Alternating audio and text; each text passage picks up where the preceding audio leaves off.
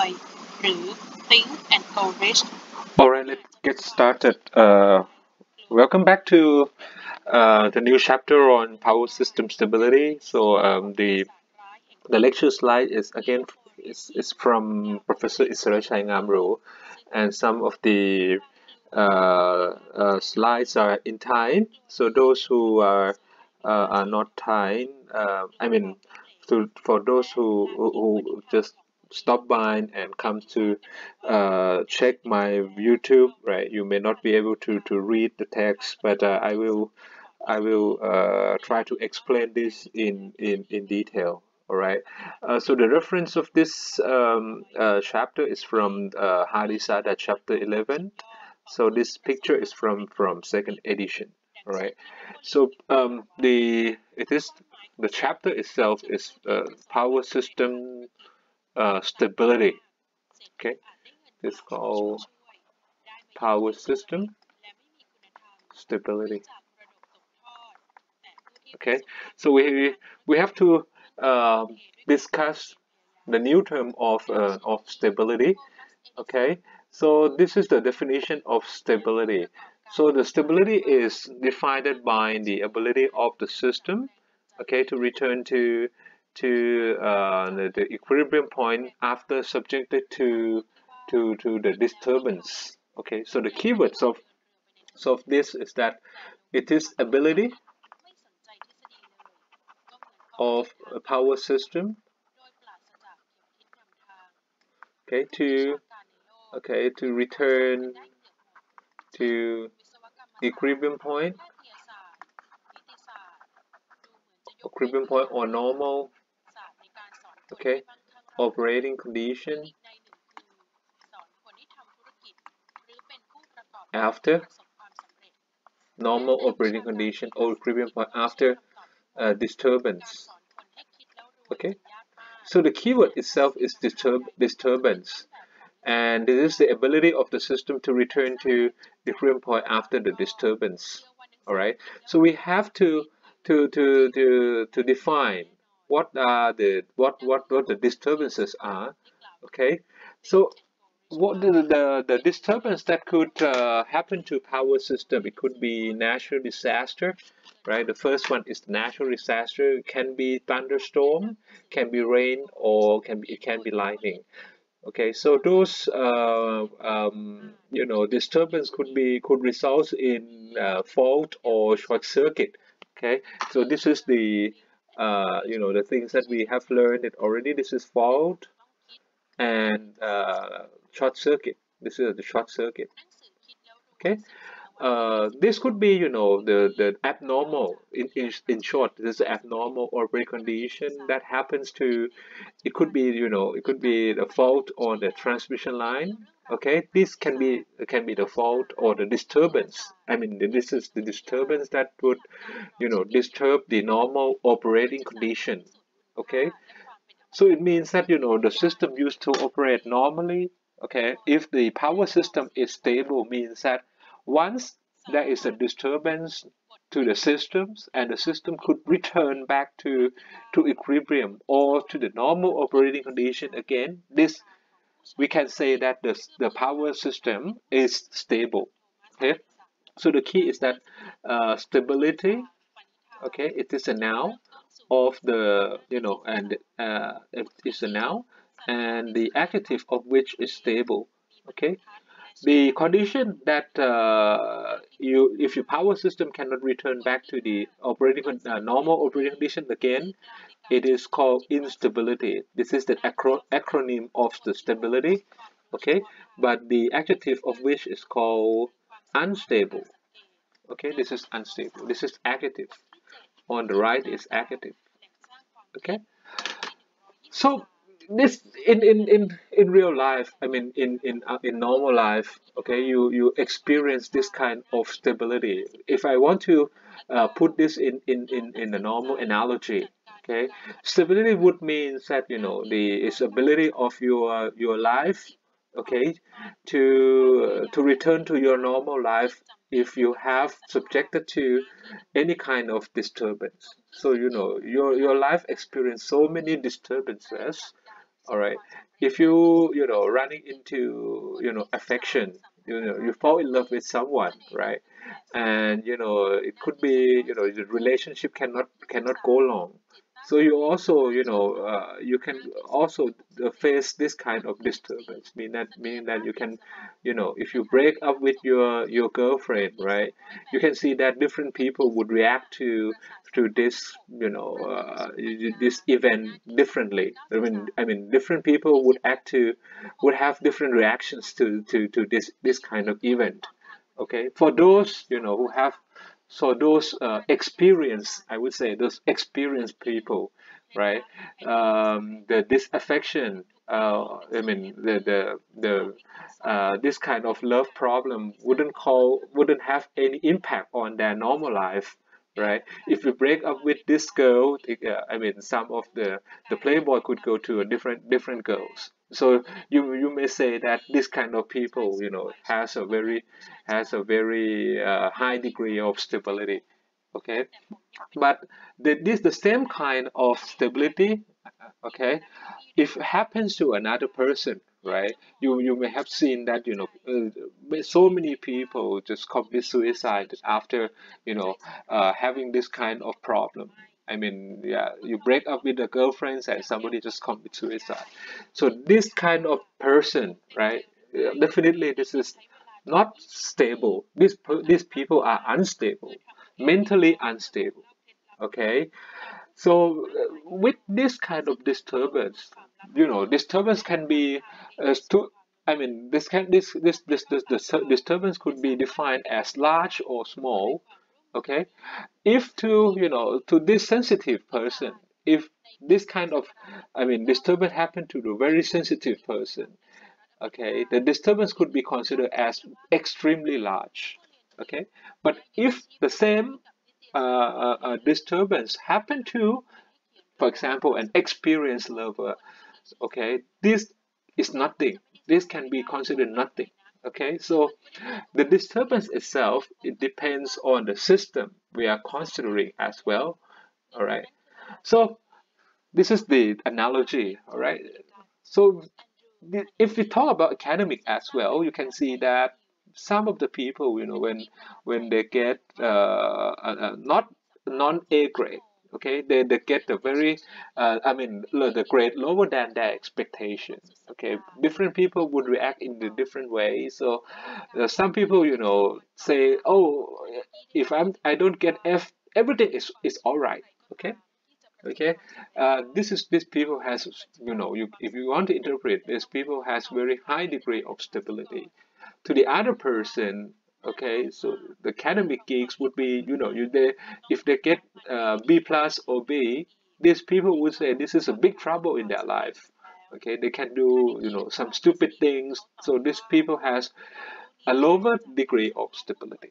Okay, let's speak in terms of a power system. So the impact of, a power system stability. If the system lose the stability, it would result in different impacts to the power system. It could be, it could result in cascade tripping.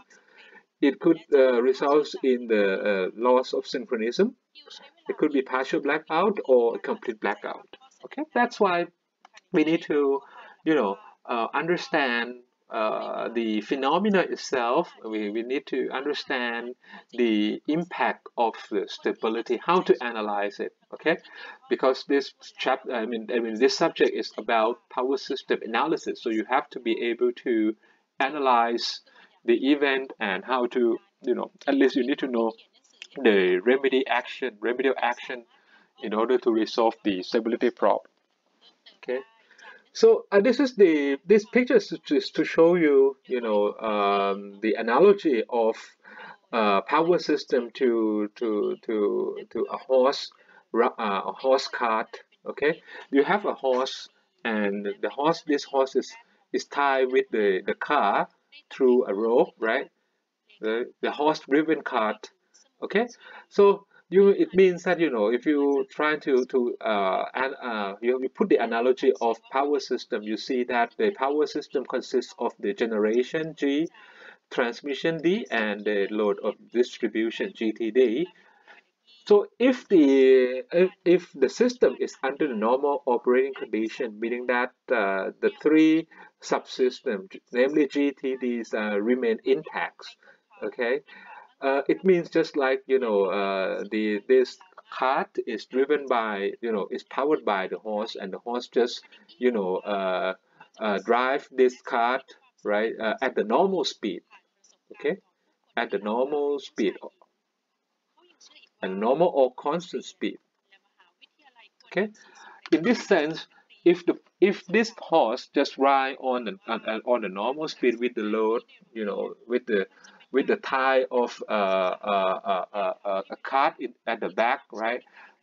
It means that the system is just run normally, right? Just mean like when the generator operates normally, it rotates with a constant speed. It produces the electricity at either 50 hertz or 60 hertz. All right.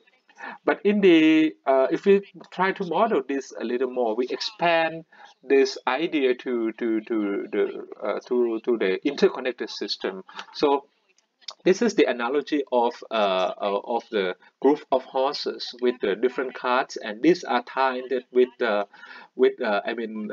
an interconnected as a match to other horses. Meaning that you see, this, if you see at this car, okay, is tied with the other car, and you can see that the horse also tied together. Some of the horses are tied together.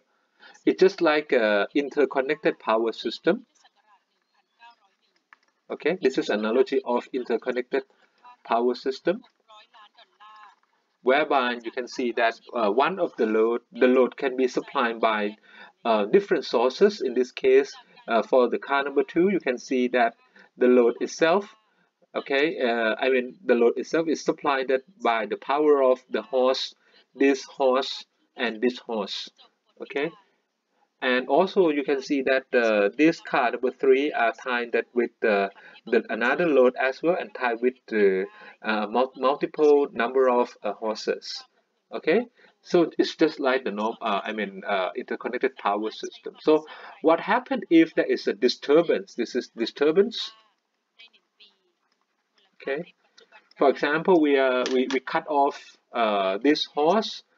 Okay, and you can see that if these two horses are running out of the group, it means that now these two horses, right, it could run separately without having attached to the other groups. You can see in this case we have one of the horse, okay, as a reference. In this case it is a reference.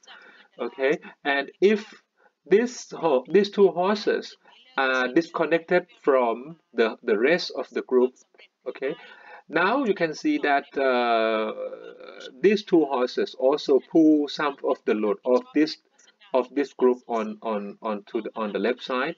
Okay, so now it means that if the horse continue with the same speed or the same power input, right, it means that this horse would tend to accelerate, okay, because they lose some of the loads. And if they don't slow down, if these two horses do not slow down, the phenomena itself is that the position of this horse would tend to lead the other horses. Okay, so if you plot it between the positions in terms of the position of each horse with respect to the reference position of each horse with respect to WRT with respect to the reference horse. Okay, now you see we disconnect this horse, so this horse would accelerate, or it would excel the other horses. So the rest of the horses may try to be intact, and they continue with the same speed, because you see the most of the loads are attached to this group of the horse. So now you can see that the system are split into two subsystems. If you see from power system point of view, okay, now you see that one of the, I mean, the smaller group or the smallest subsystem would would accelerate. Okay, will proceed further than the rest of the group. Okay, now this is the problem. Okay, because one of the hosts, will go in front of the others. Okay, if we operate as a system, right, meaning that this host, may, the frequency of this subsystem may go upper than the rest of the system. So this kind of system may, may result in, loss of the synchronism. Okay, this is the this explanation of this stability. Okay, so the benefit of stability study is that, we want to see what's the limit of the stability of the system, whether or not the system could surpass the disturbance or not. Okay, number two is that, we want to see the maximum power that the generator could supply into the system, okay, before losing the synchronism. We want to see how much the generation limit would be able to supply before, the system may not be intact to each other. And also, number three is that the benefit is that we could design the appropriate protection system. Okay, and also we could design the controller, for example, power system stabilizer, in order to improve the power system. Okay, if we look into the definition of power system, the stability of system can be defined as three main groups. This is the first line is the classification. Okay, for the first is classification. We have the so-called rotor angle stability.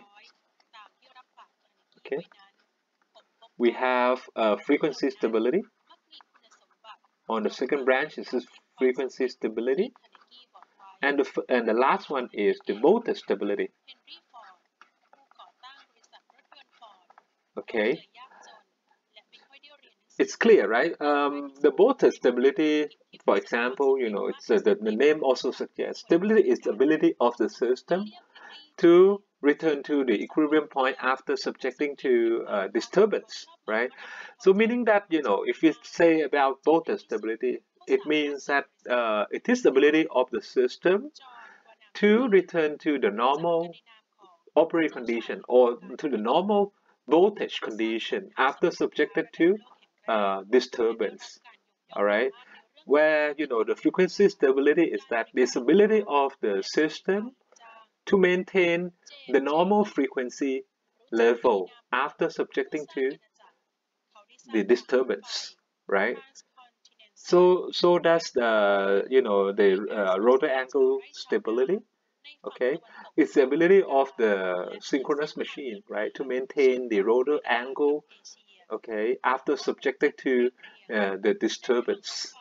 Okay, so in this case, right, we have to further classify each type of stability. So each type of stability, we are talking about different quantities, electrical quantities, right? So in this, it's a wide subject. Power system stability is, it's a very huge subject.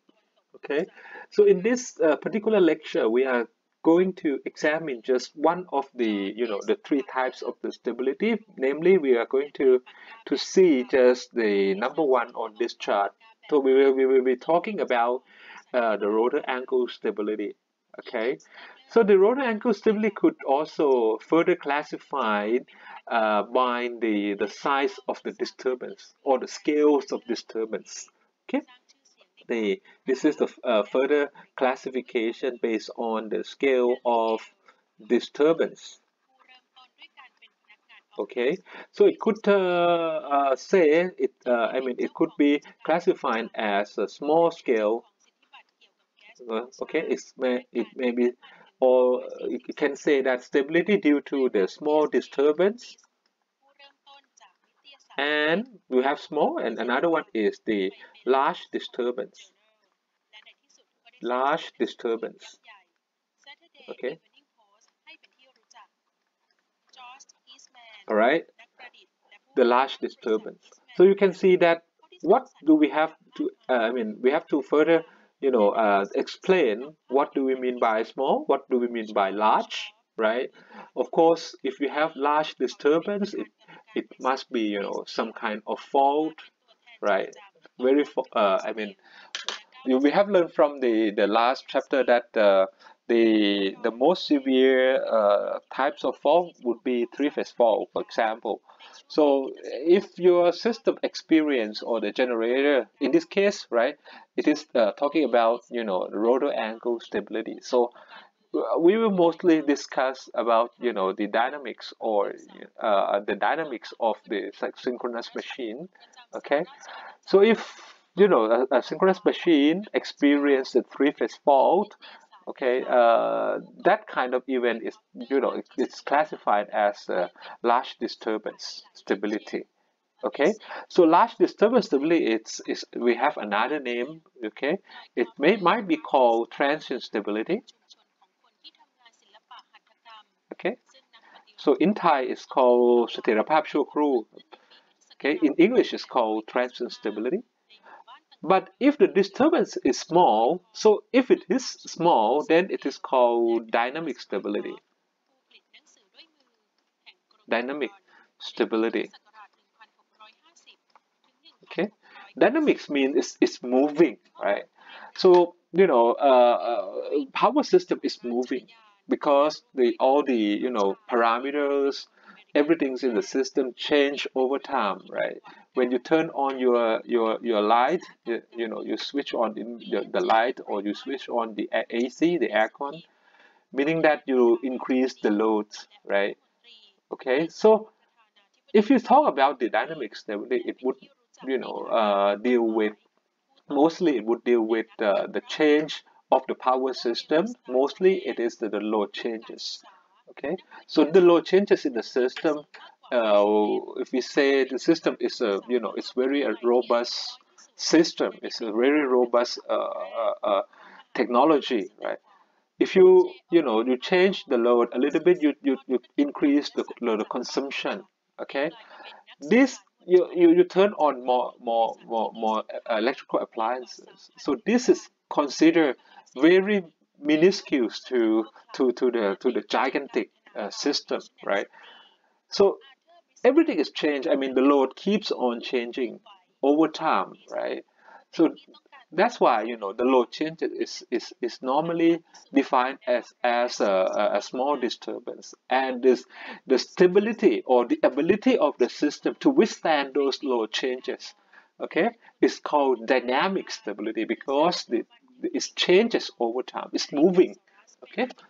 So now, okay, we have seen that the classification based on the definition already. So um, since we have this classification, it could be the instability with the oscillation or instability without oscillation.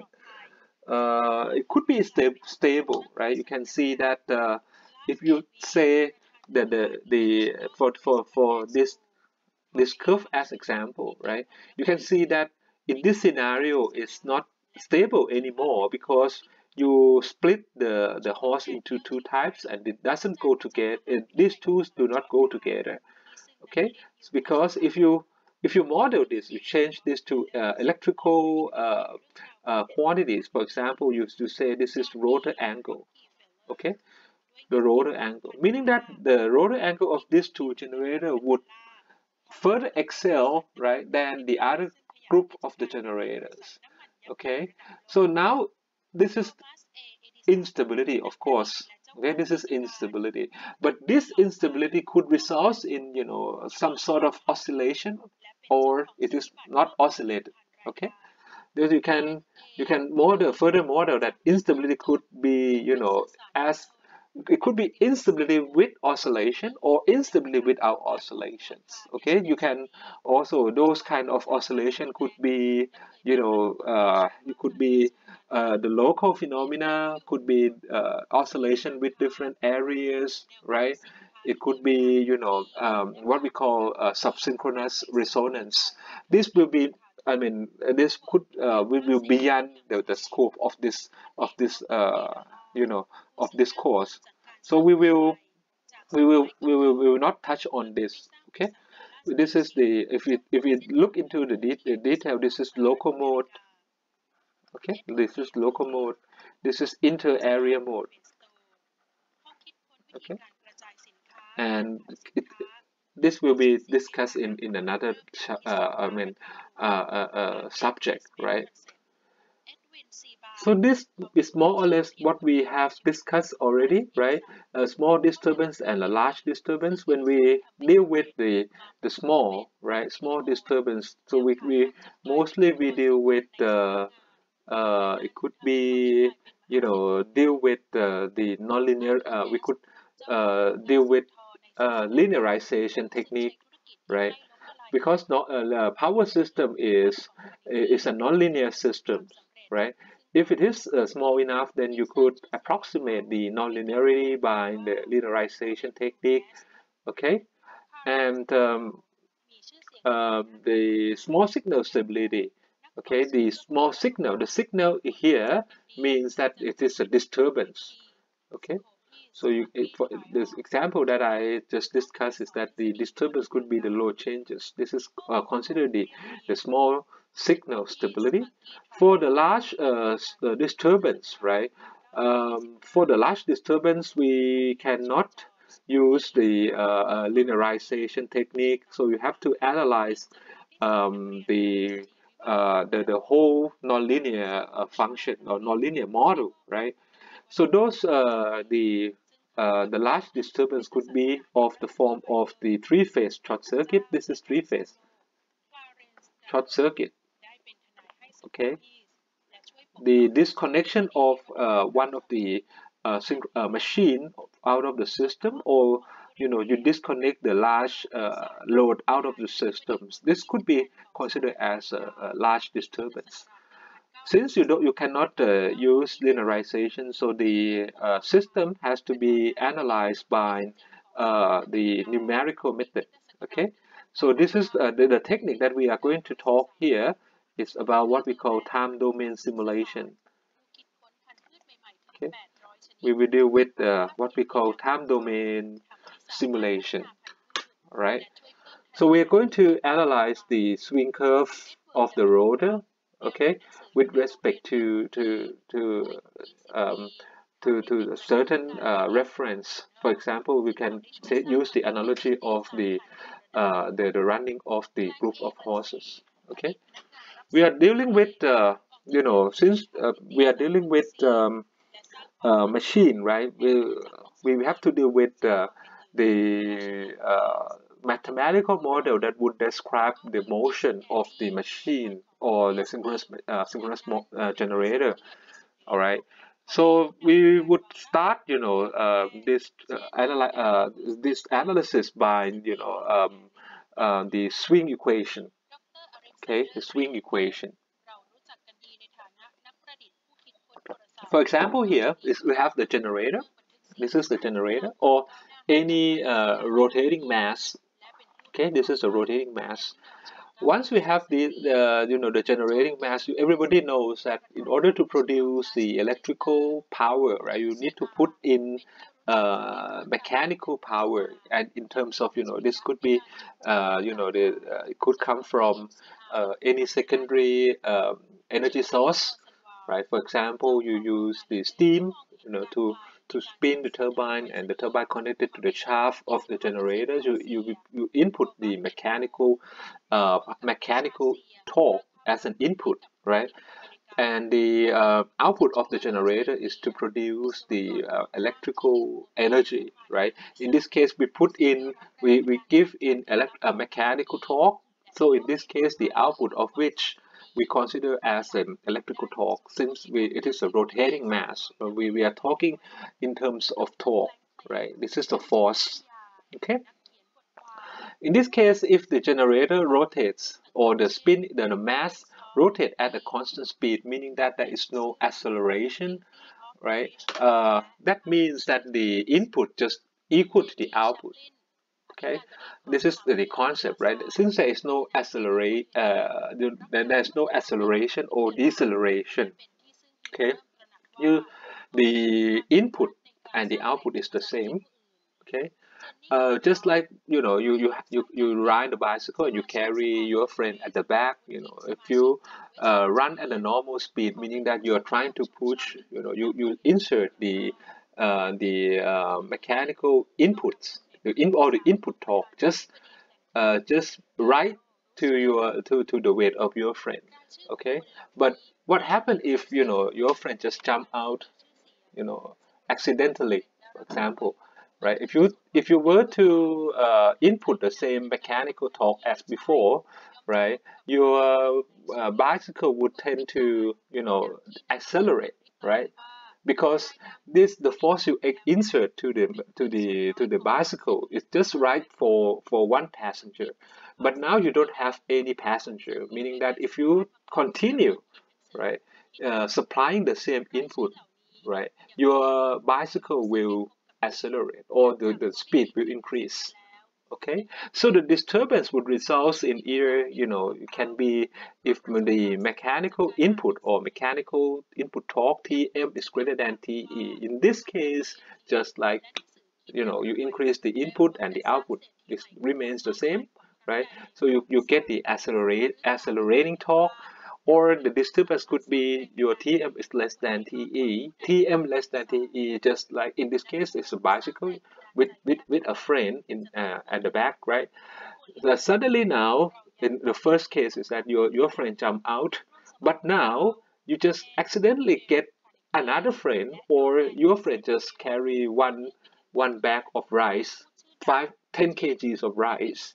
Okay, if you have to continue with the same speed of rotation, you have to insert more torque, right? You have to increase your mechanical torque, right? But now, if you supply the same level of torque, means that you tend to decelerate, right? You tend to decelerate. Okay, so the equation that explain the motion of the rotating mass, I think everybody knows. Okay, this is from Newton, right? J times d squared theta m by dt square. So the theta m by dt square here is an acceleration. You can see that this is acceleration. J here is the moment of inertia. Just like if this is the I mean the rotation, right? Angular rotation. Okay, if it is in the linear motion, right? In the linear motion, this is the J would represented by m, and this d squared theta m by dt square is a, right? This is an acceleration. Okay, J is just like m, or mass, right, for the linear motion. So in this case, m times a, right, is equal to what? It's just sigma f, right?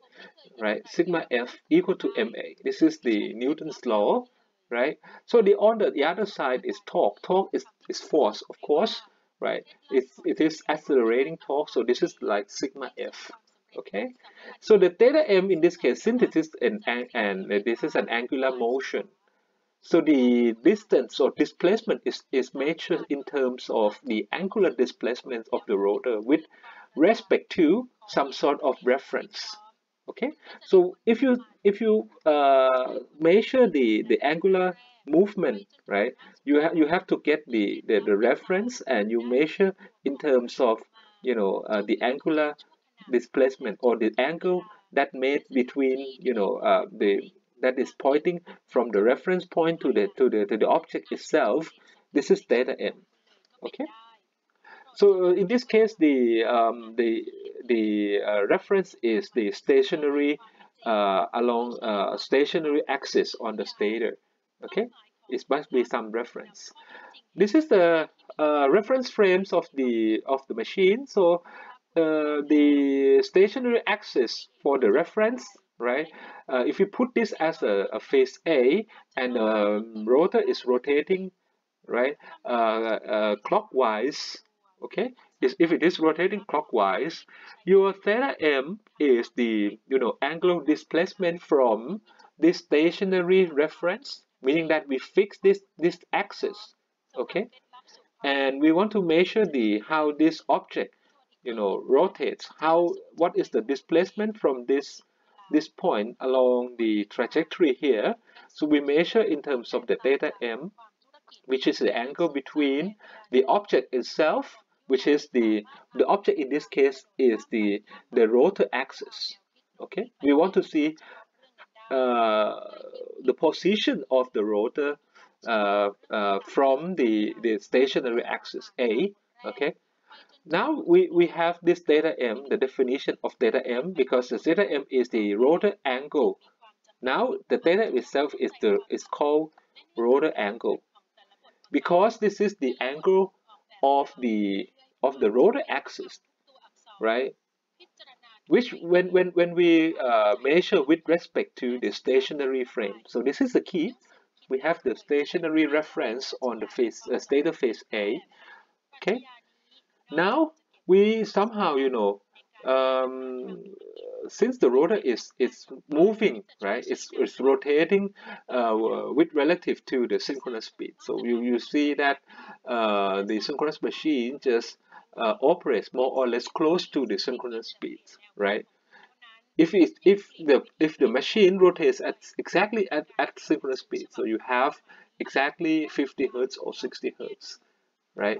If it deviates a little bit from 50 hertz or 60 hertz, right, it would tend to the rotor speed will be either greater than the synchronous speed or less than the synchronous speed. So you can measure, right, the rotor speed with respect to the synchronous speed itself. This is what we are going to do. So the angular reference is chosen to be relative to synchronous rotating frame, because the deviation of the rotor speed is not so big. Okay, that's why we can put the reference as a at the synchronous rotating frame. So now we change the reference to synchronous rotating reference axis. All right. Instead of measuring the rotor axis, okay, if you measure from the stationary, okay, we have the theta m here, okay. If you change the reference to the rotating synchronous, synchronous rotating reference, so the new angle would be the delta m. Okay, so we could measure by the delta m. So this is the physics, the formula that you learned from physics, right?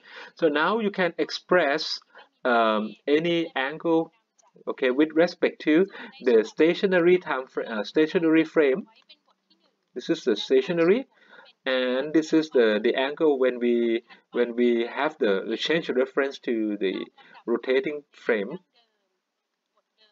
Okay, so the relationship is straightforward, right? Because this frame, this rotating axis is rotating with the continuous speed of omega sm. Omega sm here, you learn from the physics that this is the angular velocity. Okay, angular velocity. Okay, how many RPMs for 50 hertz? You have learned it already. 120 F over P, right? Okay, this is an RPM. Okay, if you have 50 hertz, this is 120 times 50 hertz, and normally you consider it at 2 poles, right? Right, 2 poles. So this is the 3000 RPM. Okay, right, 60 multiplied by 50. This is the 3000 RPM. So this is the speed of reference frame, rotating frame. at 3000 rpm. So this omega sm is constant, 3000 rpm times t, and we measure the delta m. So at any instant t, so this relationship exists. Okay, now you can see that at the time zero, you see that the theta m is equal to delta m, the same angle. You have the same angle because the two reference axis is the same. Okay, if at time zero it's the same, you can see from this mathematics itself, if you put this t equal to 0, then this is the initial, right? So the initial condition of this is that the rotating frame starts from the stationary at time 0. Soon after, after the time proceed, right, at time t1, so there is the angle difference. There is a difference between the two reference frames, right? Now the theta m can be found from this relationship, right? Now we're trying to re-express this equation. You can see you have d squared theta m, right? Theta m here is a mechanical. Okay, this is a mechanical angle, or this is the angle that you measure from rotation, right? So we want to re-express this in terms of, we want to change the frame of reference from the stationary frame to the rotating frame. Okay, you just made the time derivative. Okay, now you can see that if you find the derivative of this, you can see that the d delta m by dt is here, and you find the acceleration. The acceleration is the term in the Newton's law, right? So you can see that the d squared theta m by dt square, okay, is equal to d squared delta m by dt square. Now you can conclude, right, that the acceleration when you measure from the two reference frames are identical, right? I mean, if you measure both from the stationary frame or the rotating frame, the acceleration is the same. Okay. Now you can change the equation. This is our original equation that we discussed, right? We change the original equation from theta m to the variable of delta m. So this is the acceleration when you measure based on the rotating time frame. Okay. So in this case, you want to further, change this relationship a little bit. You change the equation. If we multiply both sides by the omega m, in this case, omega m is the velocity, right? Why we multiply this by omega? Okay, because torque times omega. Okay, torque times omega. This is the mechanical quantity, right? Torque times omega, you get power. Okay, we want to, change the right side of this equation. Okay, instead of force or torque to power. Okay, because in our analysis we are interested in power, right? We are power engineers, so we have to deal with the power quantities. Right, you multiply omega m on both sides, so your right side will change to p, to power. So this is the equation, right? Starting from this is re-expression of the Newton's law, right? In terms of power. Okay, and we also change the reference frame from the stationary frame to the rotating frame. Okay. Now we further define, okay, another term called inertia constant, or m. Now you can see that m is in terms of megajoule times second. Okay, the m is defined by if you recall, the energy. This is energy. Okay, W is energy. Energy associated with kinetic. This is kinetic energy. K stands from kinetic. kinetic energy is, the energy related to velocity or the movement, right? In this case, you have the angular movement. So the angular movement in terms of the kinetic energy associated with angular movement is a half times j times omega square, just like a half times m times v square, right, in the linear motion.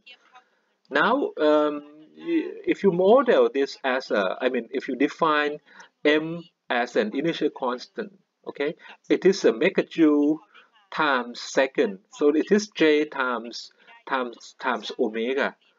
So the j times omega, right? We can re-express this. You pull one j out. You pull one omega out of the square, right? So the equation becomes a half times m times omega, okay? Or the m itself is the twice or double of or the kinetic energy of the rotating mass divided by omega m, okay? The omega m.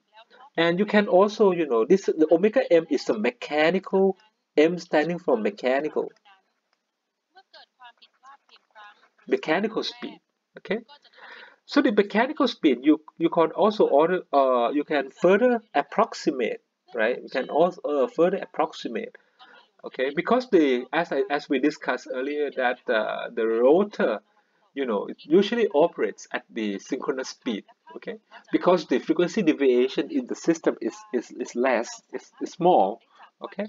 So the omega m is a mechanical speed. It is it's the speed of the rotor angles. The rotor angle speed, right? It normally, differs a little bit from the synchronous speed. If it is 50 hertz, it more or less is close to 3000 RPM. So we further approximate that the omega m itself can be approximated by the synchronous speed itself. Okay, this is omega sm, it is synchronous speed. Okay, now you can change your swing equation. We call this is a swing equation. So we write the swing equation, which is in terms of j omega by m, okay, because j times omega is m. On the left side, we can write m, okay, it is called inertia constant, okay. Now it is the equation that we want to get. M times the acceleration, d square delta m by dt square is pm minus pe. Okay, this is what we want. Okay, now since the delta here, okay, this is the swing equation of the machine. Now this equation is in terms of m is what is mechanical quantity. So we want to re-express this delta m in terms of electrical quantity or electrical angle. Okay. Now you can see from different subject, right? We write the angle, the relationship of the mechanical angle to the electrical angle. So you can see that the mechanical angle can be changed to electrical angle in the function of p over 2. Okay, p over 2, p is the number of pole of the machine, right? Now you can see, I will just draw this for the sake of simplicity. You can see that in this case, if you have two poles, you have north, south. One round of the rotation, you get one full wave of the sine. Okay. In this case, if you have two poles, so P is 2, you have the electrical angle just equal to the mechanical angle. All right.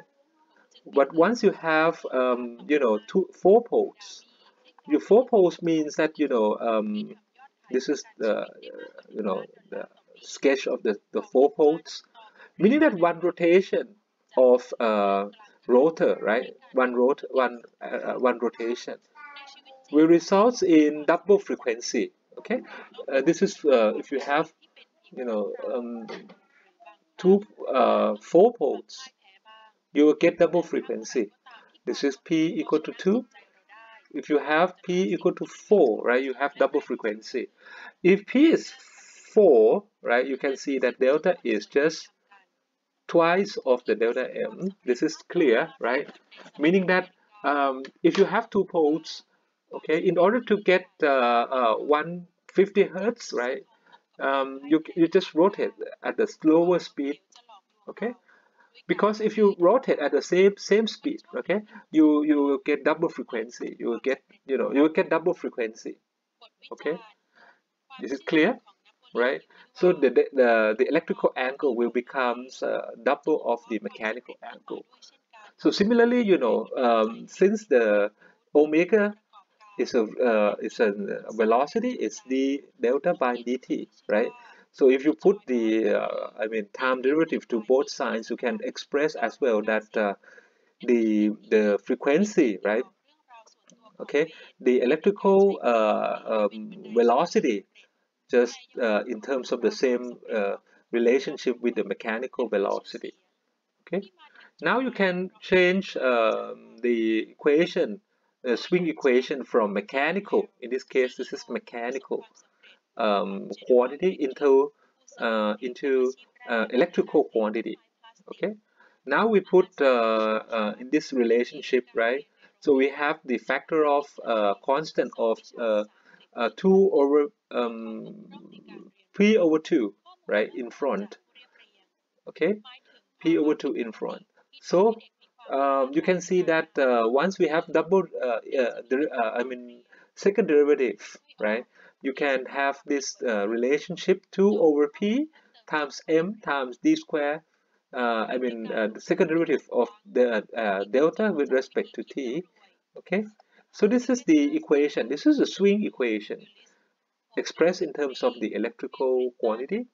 Okay, now we redefine, okay, this factor in front, okay, that the 2p over m, but we substitute this m, right?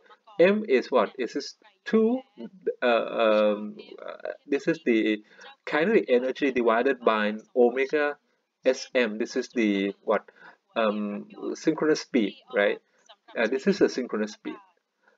This is a you can see that from this equation itself, the right side of this is in terms of the power, right? This is in terms of power.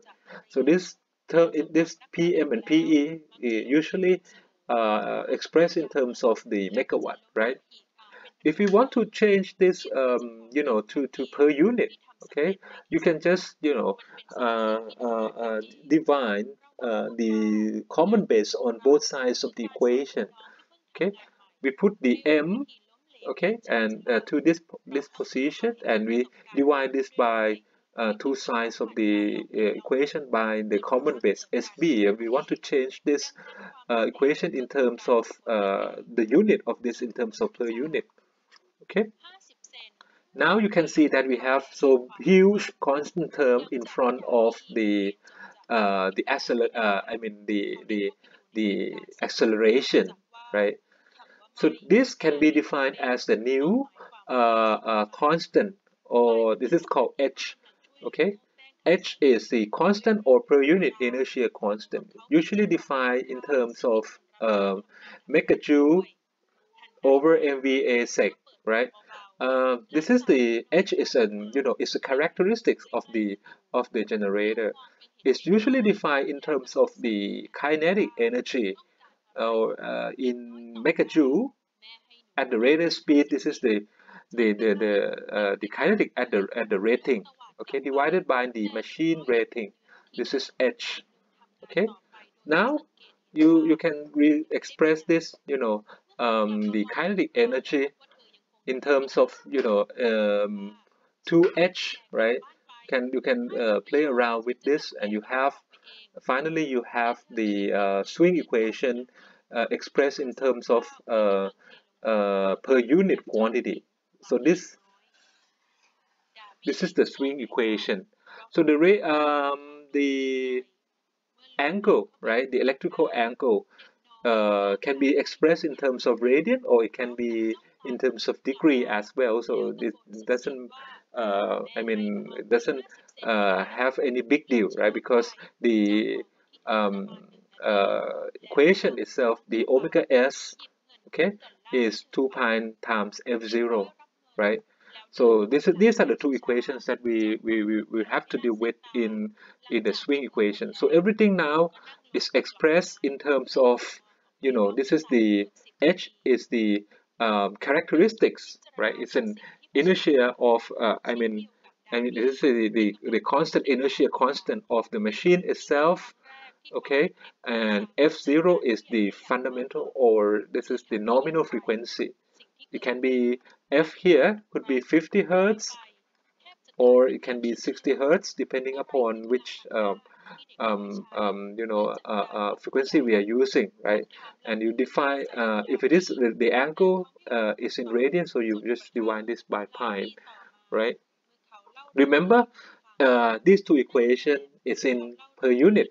Okay, if we do, if you use this equation, you have to work everything in per unit. I will go through just these two equations, right? We will stop with this slides. Okay. For example, we have 4-pole 60 Hertz generator and the ratings 200 MVA, 0.8 PF lagging. The moment of inertia is for 55,100 kilogram meter. Determine M and H in this case. So kilogram times mass square. This is J, of course. Okay. You read this, you can see this is in terms of kilogram meter squared. You have to multiply by the acceleration, right? The acceleration is the what? You have to multiply this by the acceleration. So this has to be cancelled with the acceleration somehow. Okay, so the moment of inertia is J. So determine the M. M is this much. M is 2 times WK divided by omega SM. Now in this case, it is 4 poles, 60 Hertz. So the synchronous speed is 120 F divided by P. So this is rotating at a slower speed, right? 1,800 RPMs, as we discussed earlier, right? In order to get 60 Hertz, right? The more number of poles, then your rotor has to slow down, right? Otherwise, if you rotate at the same speed as the 2 poles, then you will get double frequency, right? The omega SM is, just change from 1,800 RPM to radian per seconds, right? So the WK is clear, right? WK is the kinetic energy associated with this rotating mass. So it is 801.2 megajoule.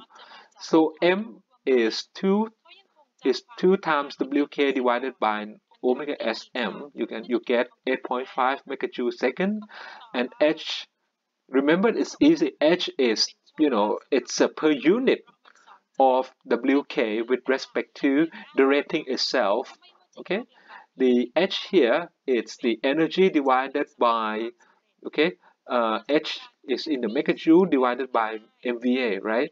H is 801.2 divided by the rating of the machine, 200. Okay, we're gonna use the H in per unit equation. Okay, the example 11.2, right? Now it is 2-pole 60 Hertz machine, rating 250 MVA, 0.8 PF lagging. Kinetic energy of machine at the synchronous speed is 1080 megajoule. So the given quantity here, right? The kinetic energy at synchronous speed is 1080 megajoule. So the what given here is the WK, right? The machine is running steadily at synchronous speeds and delivering 60 megawatt to a load at a power angle of 8 electrical degree. Okay, then the load is removed. Okay, the load is removed. Now the load is removed, meaning that, once the load is removed, you supply, right? The generator used to supply some loads, and you remove the load, meaning that you will get acceleration, right? So the speed will goes up. So the problem asks you to determine the acceleration of the rotor. If the acceleration computed for the generator is constant for 12 cycles, 12 cycles of 60 hertz means what? What does it mean by 12 cycles of the synchronous? 60 hertz. Okay, this is one cycle. Okay, this is one cycle. This is two cycle. Okay, what's the definition of the 60 hertz? 60 hertz means that you have 60 cycles of sinusoid, or you have sinusoidal cycle. You have 60 sinusoid, or you have 60 wave like this in 1 second.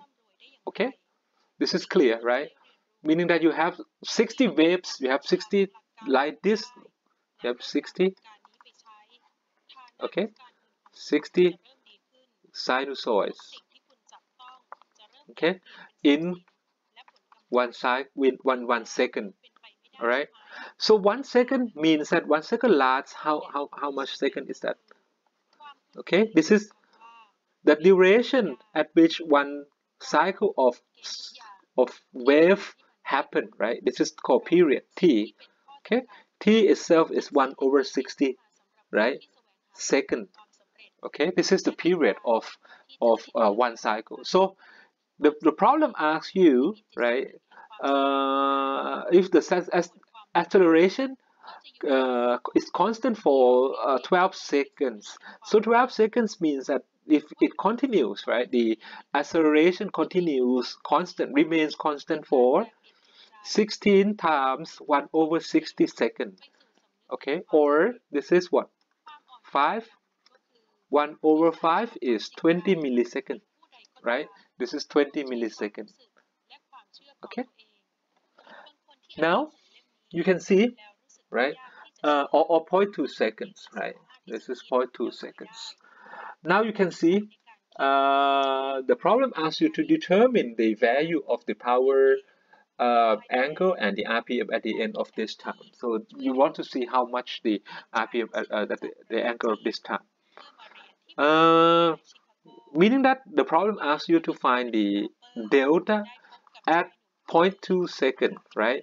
And the RPM at the end of this time. So once you know the delta, right, the problem just asks you what is the associated, speed, rotational speed, right, associated with this delta of 0.2, right? Meaning that once you find the angle here, right, you have to determine the omega.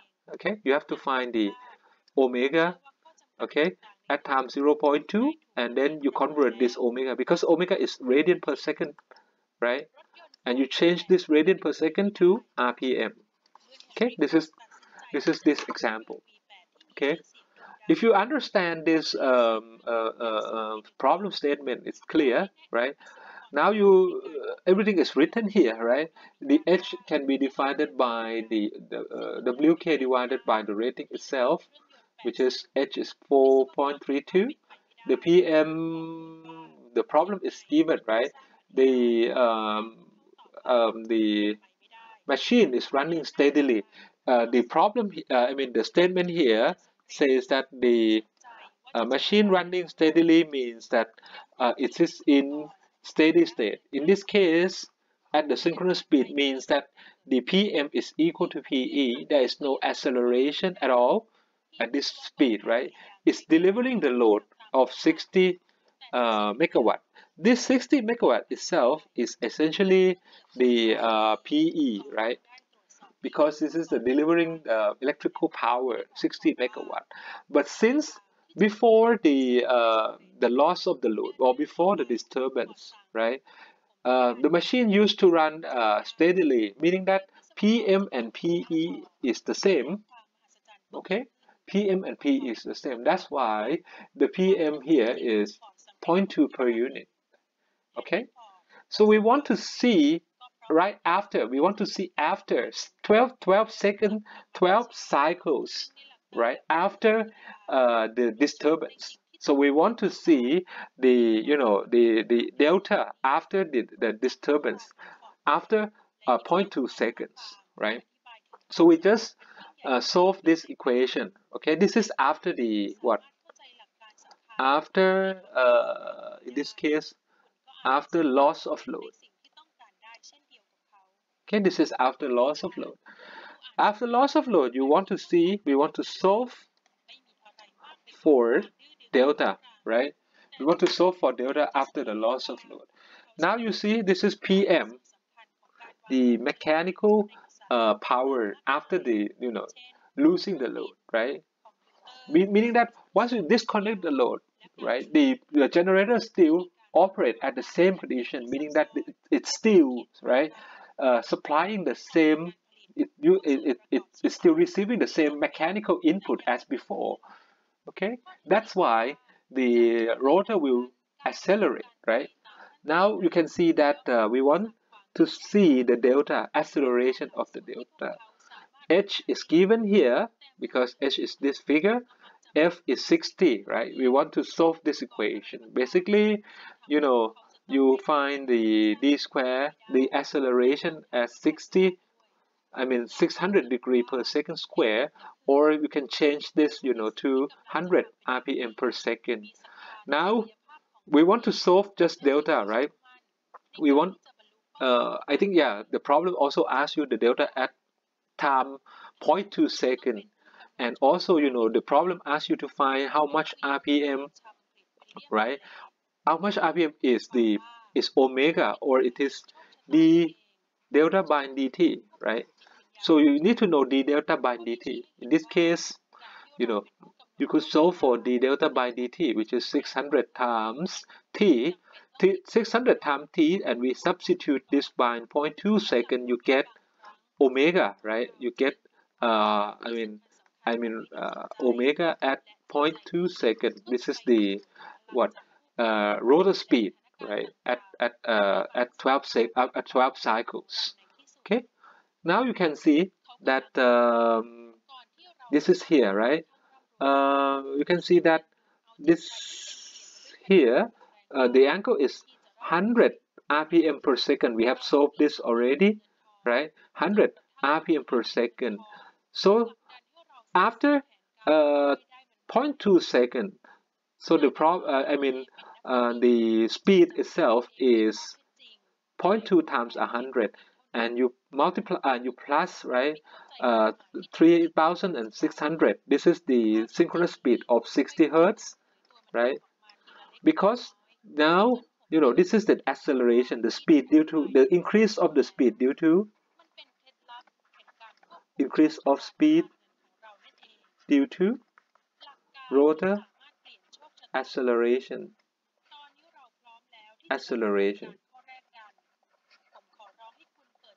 Okay, now we can see that after this loss of load, right, the rotor will speed up, right, speed up by 20 rpm. You can see that this is speeding up by 20 rpms. Okay, and the angle displacement, the rotor angle is 20 degree, right, electrical degree. Okay, I think this is okay. For example 1.3, we just go through quickly, right? It's more or less the same. Determine the kinetic energy stored by this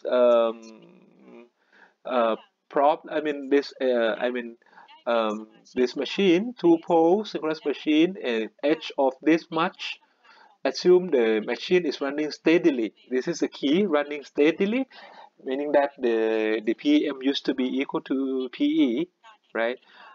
With a shaft input. Shaft input, shaft input is PM. In this case, it is PM. it is in horsepower, so you can convert this in terms of megawatt. You have to change this in terms of megawatt. Okay. Electrical power developed suddenly changed from its nominal value to of value of 200 megawatt, uh, or to the value of 200, which it changed from the nominal value. The nominal value should be the I mean, before this is used to run steadily, right? It used to run steadily means that the PE before the disturbance is this much, this megawatt, right? Now you can determine that how acceleration it would be, right? The load is changed to 200 megawatt. Determine the acceleration or deceleration. Everybody knows, it suddenly changed to 200 megawatt. You have to determine what is an original PE, right? The original PE it's equal to this 3,000. I mean 330,000 horsepower. We change this to megawatt. This 248 megawatt, right, is a PM. Before the disturbance, the machine used to run steadily means the PE is also the same as this guy. Now the electrical power just reduced to 200. It used to be 247. Now it reduced to 200, right? So the power reduced, so it must be this accelerate, definitely, right? There's no, if the problem just asks you whether it accelerate or decelerate, you can answer straight away. Okay, if the acceleration computed is constant for 9 seconds, right? It used to determine the change in power angle. It is delta, okay? The change in delta in that period and the RPM at the end of 9 cycles. Now I think it's clear, right? It's the same as 11.2, but the thing is that now we are talking about 9 cycle. 9 cycle is 150 milliseconds, right? 150. Previously, I think I said it wrong, right? This is 0.2 second is 200 millisecond. Sorry, it's 200. This is 150 millis 200 150 milliseconds. So the swing equation after the disturbance is like this one. Okay, this is the swing equation after the disturbance. Okay, and I think it's clear, right? The PM is remain constant. I mean, the PM just the same, right? 0.988. Remember, the equation must be in per unit, so you have to normalize with respect to the rating of the machine, 250, right?